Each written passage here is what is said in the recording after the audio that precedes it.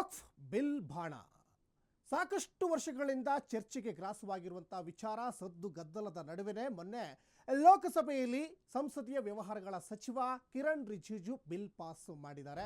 ಮಂಡನೆಯಾದ ಬಳಿಕ ನಿನ್ನೆ ರಾಜ್ಯಸಭೆಯಲ್ಲೂ ಕೂಡ ಈಗ ಬಿಲ್ ಪಾಸ್ ಆಗಿದೆ. ಸಂಸತ್ನಲ್ಲಿ ಐತಿಹಾಸಿಕ ವಕ್ಫ್ ತಿದ್ದುಪಡಿ ಬಿಲ್ ಪಾಸ್ ಆಗಿದೆ. ಲೋಕಸಭೆ ಬಳಿಕ ರಾಜ್ಯಸಭೆಯಲ್ಲೂ ಕೂಡ ನಿನ್ನೆ ಮಸೂದೆಗೆ ಅಸ್ತು ಅಂದಿದೆ. 13.5 ಗಂಟೆಗಳ ಚರ್ಚೆ ಬಳಿಕ ತಡರಾತ್ರಿ 2 ಗಂಟೆ 35 ನಿಮಿಷಕ್ಕೆ ಬಿಲ್ ಪಾಸ್ ಆಗಿದೆ. ಮಸೂದೆ ಪರ 128 ಮತಗಳಿದ್ರೆ ವಿರುದ್ಧವಾಗಿ 95 ಮತಗಳು ಬಿದ್ದಿದ್ವು. ನಿನ್ನೆ ವಕ್ಫ್ ತಿದ್ದುಪಡಿ ಬಿಲ್ ಅಂಗೀಕರಿಸಿತು ಲೋಕಸಭೆ. 14 ಗಂಟೆಗಳ ಚರ್ಚೆ ಬಳಿಕ ವಕ್ಫ್ ತಿದ್ದುಪಡಿ ಬಿಲ್ ಪಾಸ್ ಆಗಿದೆ. ಲೋಕಸಭೆ ಮತ್ತು ರಾಜ್ಯಸಭೆ ಎರಡೂ ಕಡೆ ಪಾಸ್ ಆಗಿದೆ.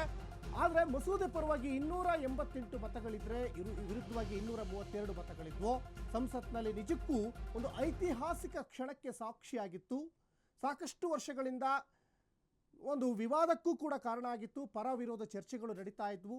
ಇಲ್ಲಿ ಬಹಳ ಮುಖ್ಯವಾಗಿ ಬಿಜೆಪಿಯೇತರ ಪಕ್ಷಗಳು ಈ ಬಿಲ್ ಪಾಸ್ ಆಗಲೇಬಾರ್ದು, ವಕ್ಫ್ ಬಿಲ್ ಮಸೂದೆ ಮಂಡನೆ ಆಗಲೇಬಾರ್ದು ಅಂತ ಪಟ್ಟಿಟ್ಕೊಂಡು ಕೂತಿದ್ರು. ಮಸೂದೆ ಪರವಾಗಿ ರಾಜ್ಯಸಭೆಯಲ್ಲಿ 128 ಮತಗಳಿದ್ರೆ ವಿರುದ್ಧವಾಗಿ 95 ಇತ್ತು. ಇನ್ನು ಲೋಕಸಭೆಯಲ್ಲಿ 288 ಮತಗಳು, ವಿರುದ್ಧವಾಗಿ 232 ಮತಗಳು.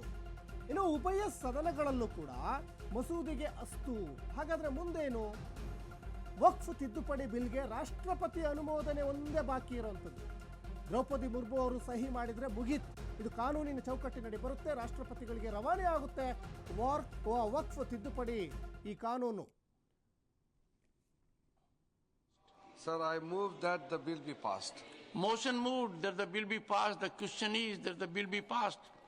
Those in favor will please say aye. Aye. Those against will please say no. I think the ayes have it. The ayes have it. The ayes have it. The bill is passed.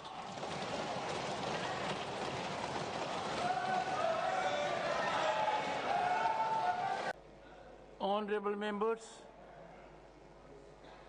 subject to correction, ayes 128.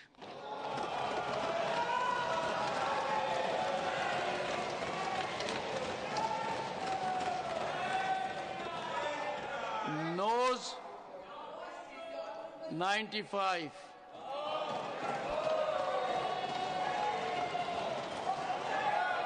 Abstention 0.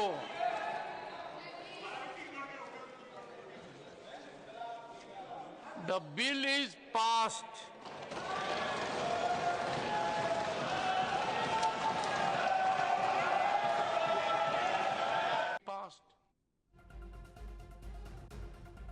ಇನ್ನು ಉಭಯ ಸದನಗಳಲ್ಲೂ ಕೂಡ ಮಸೂದೆಗೆ ಅಸ್ತು. ಇನ್ನು ರಾಷ್ಟ್ರಪತಿಗಳ ಸಹಿ ಒಂದೇ ಬಾಕಿ ಇರುವಂಥದ್ದು. ವಕ್ಫ್ ತಿದ್ದುಪಡಿ ಬಿಲ್ಗೆ ರಾಷ್ಟ್ರಪತಿ ಅನುಮೋದನೆ ಬಾಕಿ ಇದೆ. ಇನ್ನು ರಾಷ್ಟ್ರಪತಿಗಳಿಗೆ ರವಾನೆ ಆಗುತ್ತೆ ವಕ್ಫ್ ತಿದ್ದುಪಡಿ ಮಸೂದೆ. ಆಲ್ರೆಡಿ ಲೋಕಸಭೆ ಮತ್ತು ರಾಜ್ಯಸಭೆ ಎರಡೂ ಕಡೆನೂ ಬಿಲ್ ಪಾಸ್ ಆಗಿದೆ.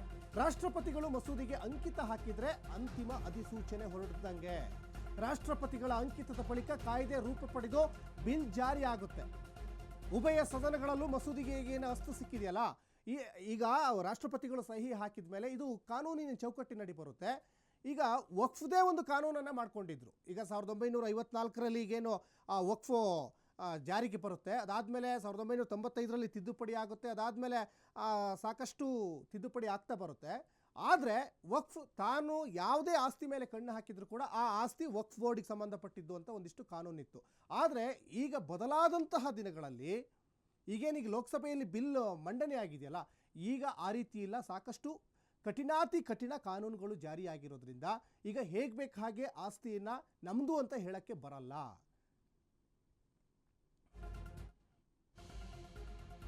ಇನ್ನು ವಕ್ಫ್ ತಿದ್ದುಪಡಿ ಬಿಲ್ ಅಂಗೀಕಾರಕ್ಕೆ ಮೋದಿ ಕೂಡ ಸಂತಸವನ್ನ ವ್ಯಕ್ತಪಡಿಸಿದ್ದಾರೆ. ಪ್ರಧಾನಿ ನರೇಂದ್ರ ಮೋದಿ ಎಕ್ಸ್ನಲ್ಲಿ ಪೋಸ್ಟ್ ಮಾಡಿ ಸಾಕಷ್ಟು ಹರ್ಷವನ್ನ ವ್ಯಕ್ತಪಡಿಸಿದ್ದಾರೆ.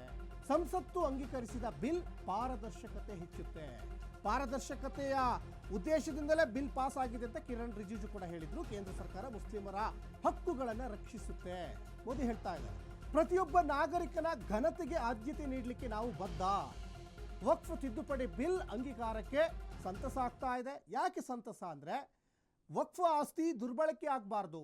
ಯಾಕಂದರೆ ಇವತ್ತು ದಾನವಾಗಿ ಬಂದಿರುವಂತಹ ಆಸ್ತಿ, ದೇವರ ಹೆಸರಲ್ಲಿ ಯಾವುದೇ ಒಬ್ಬ ವ್ಯಕ್ತಿ ಮಸೀದಿ ಕಟ್ಟಲಿಕ್ಕೆ, ಮದರಸ ಕಟ್ಟಲಿಕ್ಕೆ, ಮತ್ತು ಮುಸ್ಲಿಮರ ಒಂದು ಬಡ ಮುಸ್ಲಿಮರ ಆಶ್ರಯ ಮನೆಗಳನ್ನು ಕಟ್ಟಲಿಕ್ಕೆ, ಸ್ಮಶಾನಕ್ಕೆ, ದರ್ಗಾಗಳಿಗೆ ಈ ಥರದ ಜಾಗವನ್ನು ಕೊಟ್ಟಿರ್ತಾರೆ. ಆ ಜಾಗ ಕಾಣದ ಕೈಗಳು ದುರುಪಯೋಗ ಮಾಡ್ಕೊಳ್ತಾ ಇದ್ದಾವೆ, ತಿಂದು ತೇಗ್ತಾ ಇದ್ದಾರೆ.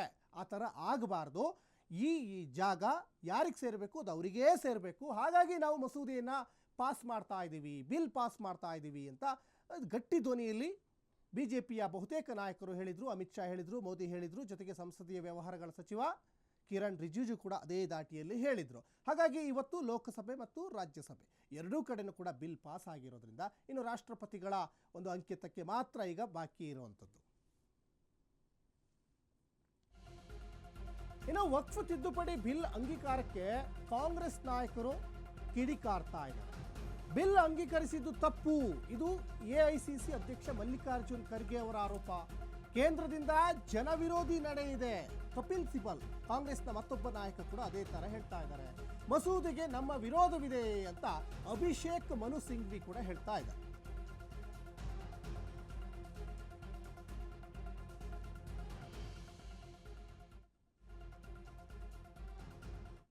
ये उनका इंटरप्रिटेशन है, हमारा इंटरप्रिटेशन जो है हमने उनके सामने रखा, लेकिन अगर वो नहीं मानते हैं तो इसका मतलब है कि पहले से वो नकारात्मक स्टैंड लिए हैं, वो उसको आगे चला रहे हैं. So this will have political implications, and especially in respect of political parties who have given the support to the BJP, because there's an election in Bihar coming. And of course it makes very little difference to the TDP because their elections are far away. But at least historically they will be remembered for having support. आम बहुमत भी नहीं था सरकार का, दूसरे vote में बहुमत था 250 में, तो ये बहुत संकीर्ण बहुमत है. मैं समझता हूँ इससे देश का, जनादेश का एक जो मूड है, जो मत है, वो जाहिर होता है. ये हुई पहली बात.